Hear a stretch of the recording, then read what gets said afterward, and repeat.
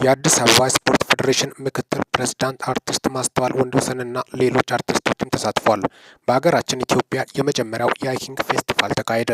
ላለፉት 10 ዓመታት በአካል ብቃት፣ ስርዓተ ምግብ፣ በህይወት ክህሎት፣ በውፍረትና ከውፍረት ጋር በተያያዘ ለሚቸገሩ ወገኖች ሳይንሳዊ በሆነ መንገድ ስልጠና በመስጠት የሚታወቁ ሄኖክ ኪዳነወልድ ስፖርት ስልጠናዎች በኢትዮጵያ ለመጀመሪያ ጊዜ የሆነውን ሃይኪንግ ውድድርና ፌስቲቫል በዛሬው ዕለት ሚያዝያ 23 2017 ዓ.ም በእንጦጦ ፓርክ አካሄደ። 5 ኪሎ ሜትር የሚሸፍነው የሃይኪንግ ውድድርና ፌስቲቫሉ መነሻውን እንጦጦ ቁስቋም ማርያም መዳረሻውን ደግሞ እንጦጦ ፓርክ በማድረግ የተካሄደ ሲሆን በውድድሩ ላይ በርካታ በሺ የሚቆጠሩ ተሳታፊዎችና ጥሪ የተደረገላቸው እንግዶች እንዲሁም የአዲስ አበባ ስፖርት ፌዴሬሽን ምክትል ፕሬዝዳንት አርቲስት ማስተዋል ወንድወሰንና ሌሎች አርቲስቶችም ተሳትፈዋል።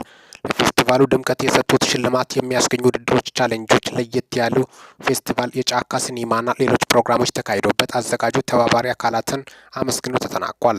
መስራቹ ማስተር ሄኖክ አካለ ወልድ ይህ ፕሮግራም በኢትዮጵያ የመጀመሪያ ቢሆንም በቀጣይ ከዚህ በላይ ዝግጅት አዘጋጅተን ሚሊዮኖችን እናሳትፋለን፣ የሚያግዙንን በሙሉ ከልብ እናመሰግናለን ብለዋል። ሚኪ ነኝ ከሚኪታ ቦርንፎይንን ቻናል ሰብስክራይብ በማድረግ ወቅታዊና ታማኒ መረጃ አግኙ። ሰላም ቆዩልኝ።